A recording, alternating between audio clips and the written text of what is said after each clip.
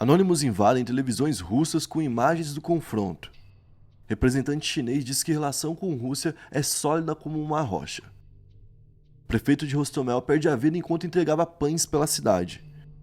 Combatentes sírios estão na Rússia e devem invadir a Ucrânia a qualquer momento.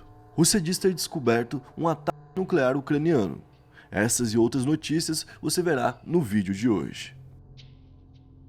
E aí pessoal, beleza? Meu nome é Bruno Fabio, esse é o Planeta Novo e se você ainda não é um inscrito no canal, vai se inscrever agora e deixar o seu like para ajudar a gente. No vídeo de hoje vamos trazer as atualizações do 12º dia de confronto entre Rússia e Ucrânia que está acontecendo no território ucraniano. Por trás das lentes eu tenho hoje Digo Black, que vai me ajudar comentando o vídeo e que vai dar agora a meta de likes para esse vídeo de hoje. No vídeo de hoje eu quero 24.850 likes. 24.850 likes então, 24.850 likes, ajuda a gente a bater aí. Bora lá. É rapidinho, é. E vamos começar já então com a nossa primeira notícia sobre a invasão do Anonymous. O grupo de hackers basicamente invadiu uma série de televisões que são do Estado, que são da Rússia, né, que são televisões estatais, e também dois serviços de stream, que são parecidos com Netflix, Globoplay, que seriam o Wink e o Weave, certo? As televisões são a Rússia 24, o Canal 1 e o Moscou 24. Vale lembrar que a Netflix saiu da Rússia. Como a Netflix saiu da Rússia, muita gente foi pro Wink e pro Weave, certo? E agora essas pessoas viram ali imagens da guerra. Imagens da guerra na Rússia são proibidas. Inclusive você não pode nem usar o termo guerra. Tem um termo certo lá para você utilizar sobre o que está acontecendo. E várias imagens começam a circular de propaganda da própria Rússia para os russos, né? Do que vem acontecendo, de como eles estão colocando isso até para as crianças estudarem na escola. Então é um fato que tem dois lados. O lado russo mostra totalmente diferente, entende? E além das imagens que eles passaram, eles deixaram um texto para que os cidadãos comuns da Rússia, que foi como eles chamaram, viessem a se opor contra o Putin. Vou ler o texto para vocês. Sobre os cidadãos comuns da Rússia, nós nos opomos à guerra no território da Ucrânia. Rússia e russos são contra a guerra. Essa guerra é desencadeada pelo regime criminoso e autoritário de Putin, em nome dos cidadãos comuns da Federação Russa. Então, russos, se manifestem contra o genocídio na Ucrânia. Ou seja, tá falando que inclusive dentre os hackers existem russos que estão contra o próprio Putin, certo? A próxima notícia é uma declaração russa de que eles conseguiram interceptar uma informação sobre um ataque nuclear feito pela Ucrânia. E como que seria esse ataque nuclear? Não seria na Rússia, seria na própria Ucrânia. E aí a Ucrânia responsabilizaria a Rússia. Então é difícil, né? Porque ao mesmo tempo pode ser a Rússia falando isso para atacar e depois falar, ó, falei que eles iam fazer isso, entendeu? Jogando a culpa um no outro, né? Pode ser as duas coisas, mas levantar uma suposição dessa agora, não sei se é para amedrontar, já que hoje pode rolar a terceira reunião, mas vale ressaltar um fato aqui. O Putin disse que a cada reunião que não fosse concluído o que era para ser, né? Que a Ucrânia entregar os territórios que a Rússia quer para a Rússia, né? Enquanto isso não acontecer, a cada reunião vai piorar a ofensiva russa. Então, assim que acabou a reunião, eles começaram a bombar muito fortemente Kiev, Kharkiv, as principais cidades da Ucrânia, e também invadiram a usina nuclear de Zaporizhia, certo? É como se fosse uma forma de já colocar uma carta aqui, ó, vamos fazer a reunião, se não dá certo, talvez isso aconteça. Próximo tópico é sobre China e Rússia. A Cruz Vermelha da China fornecerá ajuda humanitária à Ucrânia. Quem disse isso foi o ministro das Relações Exteriores, Wang Yi. Ele também deu uma declaração muito forte falando sobre a amizade China e Rússia, declarando que ela é sólida como uma pedra e que as perspectivas de cooperação entre os países são extensas, ou seja, que além de ser sólida, vai durar por um bom tempo, né? Próxima notícia é sobre o prefeito de Hostomel. O prefeito, que se chama Yuri Prilipiko, poderia ter ficado num bunker, poderia inclusive ter saído da Ucrânia, ele tinha essa disponibilidade, inclusive vários prefeitos da Ucrânia fugiram, teve uma imagem feita dele saindo, furando fila, furando trânsito, um monte de coisa acontecendo assim. É doideira, época de guerra, né? Mas ele não quis, ele preferiu ficar lá ajudando as pessoas, né? E como o local tá com falta de suprimentos, o governo local tá ajudando as pessoas com distribuição de pães e remédios. E ele tava fazendo justamente isso quando acabou sendo atingido e não sobreviveu. Quem confirmou isso foi o próprio conselho da cidade. E vai lembrar que ontem mesmo o Zelensky já tinha declarado que a cidade era uma cidade herói, por tudo que ela tá sofrendo e tudo que ela tá aguentando. Então provavelmente ele virará um herói de guerra, provavelmente virará então um herói ucraniano.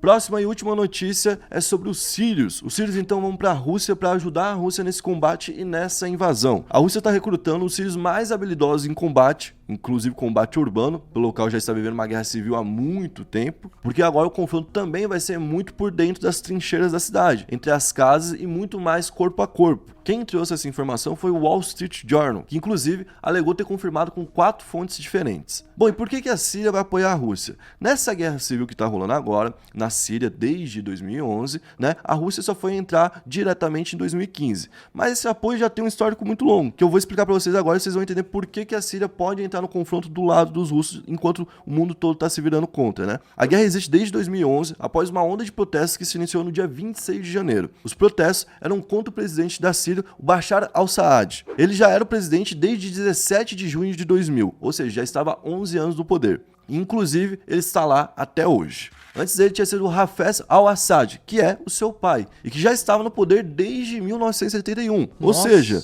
já faziam 40 anos, em 2011, que uma mesma família estava no comando. O Hafez era muito mais respeitado, o pai dele, né? Ele tinha saído de uma família humilde, se formou como militar e teve treino soviético durante a Segunda Guerra Mundial. Aqui já tem uma proximidade com os russos. Bom, em 1946... ele entra para um partido chamado Ba'ath. Ele é um partido socialista dentro dos países árabes. Ele está no Iraque, está em vários países por ali. Na década seguinte, no final da década seguinte, em 58, no dia 1º de fevereiro, surge o RAU. O que é o RAU? É a República Árabe Unificada. É um projeto para o pan-arabismo, que é como se fosse uma União Soviética de todos os países árabes, onde todos os países árabes se tornam apenas um e o povo todo desses países é chamado de árabe, literalmente de árabe, entendeu? Então nessa época os egípcios, os sírios e a população do Iêmen inteira deixaram de existir. Não tinha mais egípcio, só tinha árabe dentro desses países. Mas na Síria não tinha total apoio e por isso em 1961 a Síria aplica um golpe militar acabando com a RAU. Bom, mas não foi porque o golpe entrou que também estava tudo resolvido. Continuava uma galera defendendo a RAU e continuava existindo vários grupos políticos dentro da Síria, que não tinham um país economicamente forte. Então existia muita pobreza e isso fazia com que muitas pessoas parassem tudo na vida para defender essas causas, entende? Então o poder ficou dividido até 1963, quando rolou mais um golpe. E na época, o Salah al-Din al-Bitar é colocado como chefe de governo da Frente Nacional, ou seja, como novo presidente. Quem era o al-Bitar? O al-Bitar era um dos fundadores do Ba'ath, que é esse partido que o Hafez entrou. Então, em 1964, depois que o Ba'ath entra no governo e mexe em todo o governo, mexe inclusive lá nos militares, o Hafez, que era um membro importante do Ba'ath, é nomeado como chefe das Forças Armadas. Tudo vai se construindo com lógica, viu? Então, em 66, o Bitar foge do país e passa a viver na Europa. O presidente, que era do Ba'ath, tem que sair. Isso por conta de toda a movimentação política que já estava fervendo no país. Naquela época, naqueles 4 anos, o Ba'ath era muito radical e considerava vários países como impróprios e não negociava com eles. Então, em 1970, o Hafez tira o Salah Jadid da presidência em um golpe. Isso depois que o Salah Jadid tinha mandado um monte de sírio invadir a Jordânia, numa outra guerra. Aí o povo não tinha gostado muito. Mais ou menos, por exemplo, com o que a Bielorrússia está fazendo hoje. Sim. Tá se metendo numa guerra lá, aí, pô, vai morrer uns caras da Bielorrússia, e os caras não vão ficar tão felizes, talvez o presidente uma hora ou outra dê uma bambeada. Foi o que aconteceu. E nisso veio finalmente o Hafez como presidente da Síria. Então, naquela época, ele abriu mais a Síria para o mundo, fortificou mais o país e fez uma aliança com a União Soviética, nessa época da Guerra Fria. Então, a partir daqui, passa a ser um grande aliado dos russos. Então, não é desde 2011, já é desde os anos 70, certo? Em troca, ele queria apoio militar contra Israel, que era financiado por quem? Americanos. Pelos americanos. Então, nessa época da Guerra Fria, era sempre assim. E olha só como a briga deles já vem, muito antes e já foi em vários locais do mundo, né? Então o Hafez reorganizou todo o controle do país, passou boa parte do poder para a própria mão dele, né? E o partido virou quase uma ilustração. Ele também fez um processo de adoração, onde ele foi virando uma grande figura, como aconteceu com Stalin, como aconteceu na Coreia do Norte, em locais onde tem um cara que fica muito tempo no poder, né? E nos anos 80 ele começou a procurar um sucessor. E ia colocar o Rifá, que era o irmão dele. Mas o irmão dele, em 83, quando o Hafez estava doente, o que ele fez? Tentou dar um golpe no próprio irmão. Nossa. E era o irmão que ia pegar por direito a presidência. Ele foi ganancioso, né? Só que ele foi ganancioso, quis matar o Hafez se recuperou e mandou ele pra fora da Síria. Ele teve que exilar o próprio irmão. Aí o próximo escolhido foi o seu filho mais velho, que era o Bassed. Bassed já tinha uma experiência política e tudo mais, só que em 1994, Bassed morre num acidente de carro. Nossa. E aí ele fica sem ninguém, cara. Na época ele tinha que escolher alguém do Ba'ath, mas ele queria alguém da própria família, a todo custo. Queria o irmão, queria o filho mais velho, não dava, vou pro filho mais novo. E aí ele chamou o Bashar, só que o Bashar nunca tinha sido político. Na verdade ele era médico e era especializado em oftalmologia. Por isso essa escolha do Bashar foi muito criticada. E na época o Hafez, para manter a escolha dele, rebaixou várias pessoas do governo e por isso o Bashar já entrou no governo com muita crítica e muita oposição. Então o Hafez morre em 2000 e o Bashar entra como presidente. Aí já temos uma guerra civil na Síria, mas ele consegue ser reeleito em 2007 com 97% de aprovação. Aí você vai falar, caraca, ele foi bem, né? É. Não, na verdade ele concorreu sozinho.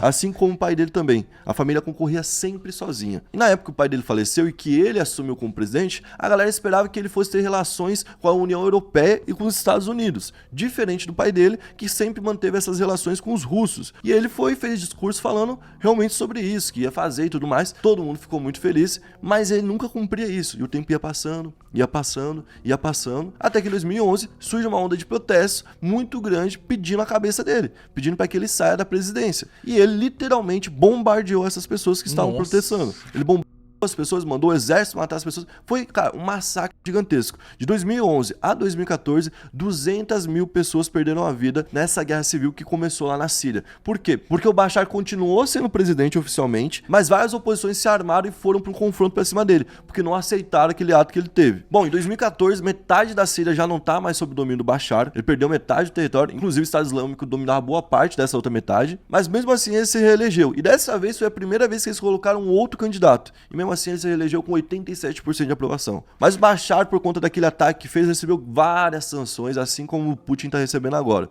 E por conta disso, o local que ele dominava vive em extrema pobreza. 50% do povo é desempregado e 85% da população está na linha da pobreza. É um local realmente de muita fome, né? Então em 2015, os russos entraram. E por que entraram? Porque o Bashar estava perdendo seu território e ia perder para o Estado Islâmico. Então com ataques navais e ataques aéreos, os russos ajudaram por 2 anos ali o Bashar a retomar o seu território. Naquela época, os americanos acusaram os russos de terem matado, além do Estado Islâmico, alguns grupos rebeldes que eram legais, que eram grupos que só não gostavam da atitude que ele teve em 2011, entendeu? E na época, nessa cooperação entre Rússia e Síria, ainda tinha o Irã e o Hezbollah. O Hezbollah, para quem não sabe, é um grupo que é muito radical do Líbano, certo? E que ele luta contra os israelenses, que também são radicais dentro lá do país deles. Então é uma situação muito forte, porque são grupos radicais envolvidos com governos, às vezes financiados por governos rivais e tudo mais. E agora, depois que eles ajudaram a Síria a retomar boa parte do seu território, a Síria tem uma dívida ali com os russos. Então, por isso, a Síria viaja até a Rússia e vai ajudar a combater a Ucrânia. Bom, a Síria já sofre uma série de sanções e talvez por isso também não se preocupe tanto com o que pode sofrer daqui pra frente, né? Esse foi o vídeo de hoje, eu espero que vocês tenham gostado. Se você gostou, deixa seu like, se inscreve no canal, comenta aqui pra gente qual o próximo vídeo do Planeta Novo, beleza? Tamo junto, até a próxima, valeu, é nóis.